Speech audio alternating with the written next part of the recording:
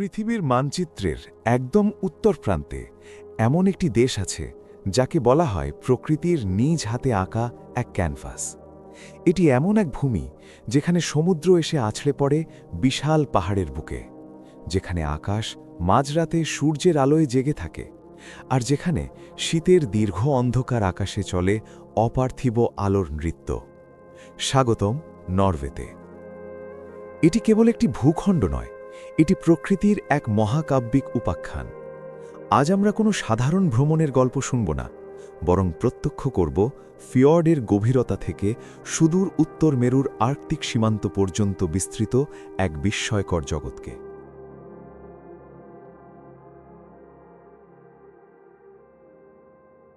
নরওয়ের প্রকৃত পরিচয় লুকিয়ে আছে এর ফিয়র্ডের মাঝে। কিন্তু কি এই ফিয়র্ড? লক্ষ লক্ষ বছর আগে বিশালাকার হিমবাহ বা গ্লেসিয়ারের ঘর্ষণে পাহাড়ের বুক চিরে তৈরি হয়েছিল এই গভীর উপত্যকাগুলো। পরবর্তীতে সমুদ্রের জল সেখানে প্রবেশ করে জন্ম দিয়েছে এই শান্ত জলাশয়।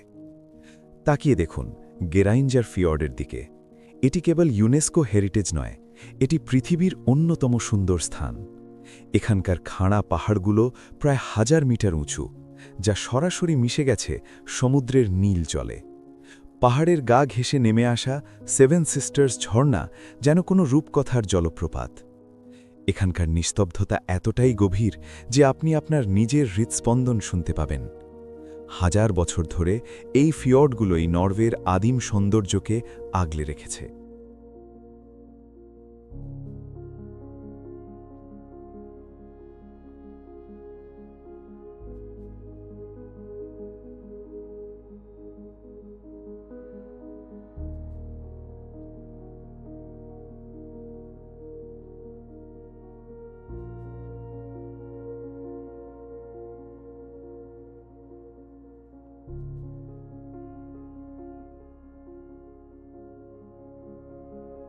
নরওয়ের উত্তর অংশ আর্কটিক সার্কেলের ভেতরে অবস্থিত, আর এই ভৌগোলিক অবস্থানের কারণে এখানে ঘটে এক অলৌকিক ঘটনা। মে মাস থেকে জুলাই মাস পর্যন্ত এখানে সূর্য কখনো দিগন্তের নিচে নামে না। একেই বলা হয় মিডনাইট সান বা নিশীথ সূর্য। কল্পনা করুন, ঘড়িতে রাত 12টা, অথচ আপনার চারপাশ দুপুরের মতো উজ্জ্বল। এখানকার মানুষ ঘড়ি ধরে চলে না, তারা চলে প্রকৃতির আলো দেখে। এই সময় পুরো দেশ যেন এক অফুরন্ত প্রাণ শক্তিতে জেগে ওঠে। দিগন্ত জুড়ে সোনালি গোলাপি আভা ছড়িয়ে থাকে ঘণ্টার পর ঘণ্টা। কিন্তু প্রকৃতির এই রূপালী উপহার কেবল কয়েক মাসের জন্য। এরপরই নেমে আসে এক রহস্যময় অন্ধকার।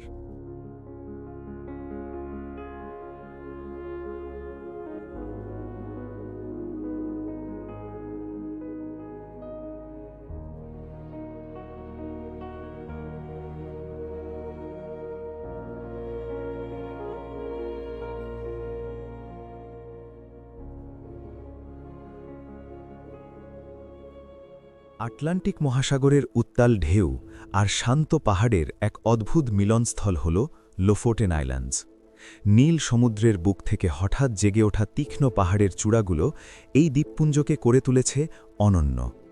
সমুদ্রের তীরে দাঁড়িয়ে থাকা লাল রঙের কাঠের ঘরগুলো, যা স্থানীয়ভাবে রোরবু নামে পরিচিত, সেগুলো নরওয়েজিয়ান ঐতিহ্যের এক নীরব সাক্ষী। একসময় জেলেরা এখানে চরম আবহাওয়ায় আশ্রয়ের জন্য থাকত। আজ সেই গ্রামগুলোই সারা বিশ্বের মানুষের কাছে এক স্বপ্নের গন্তব্য। লোফোটেন আমাদের মনে করিয়ে দেয়, প্রকৃতি যতটাই কঠোর হোক না কেন, মানুষ তার সাথে সখ্যতা গড়ে তুলে কিভাবে টিকে থাকতে পারে।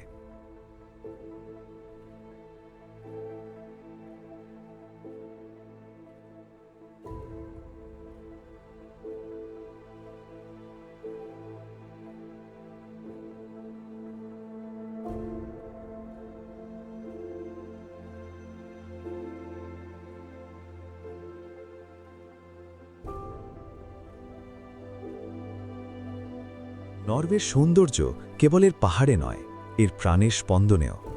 সুদূর উত্তরের এই হিমশীতল প্রান্তরে জীবন লড়াই করে টিকে থাকে এক অদ্ভুত নিয়মে।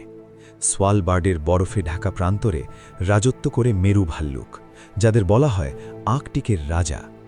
সমুদ্রের নিচে নীল গভীরতায় দেখা মেলে অর্কা এবং হামব্যাক তিমির, আবার বরফে ঢাকা সমতলে খাবারের খোঁজে মাইলের পর মাইল পাড়ি দেয় রেনডিয়ারের দল। এই প্রতিকূল পরিবেশে প্রতিটি প্রাণের বেঁচে থাকা এক একটি রোমাঞ্চকর গল্প। নরওয়েজিয়ানরা বিশ্বাস করে প্রকৃতিকে ততটুকুই ফেরত দেওয়া উচিত যতটুকু সেখান থেকে নেওয়া হয়েছে।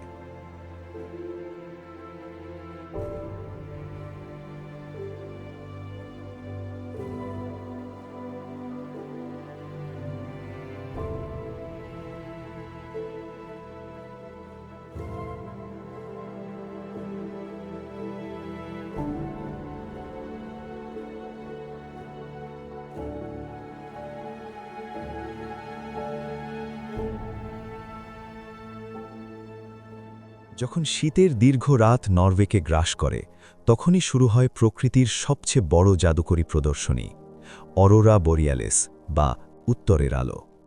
অন্ধকার আকাশের বিশাল ক্যানভাসে সবুজ, বেগুনি আর লাল আলোর এই নৃত্য দেখে মনে হয় যেন কোনো অলৌকিক শক্তির ছোঁয়া।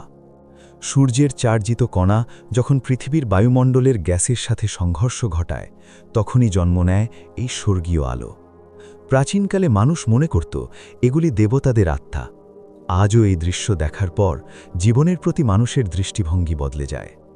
এটি কেবল একটি প্রাকৃতিক ঘটনা নয়, এটি এক পরম প্রশান্তি।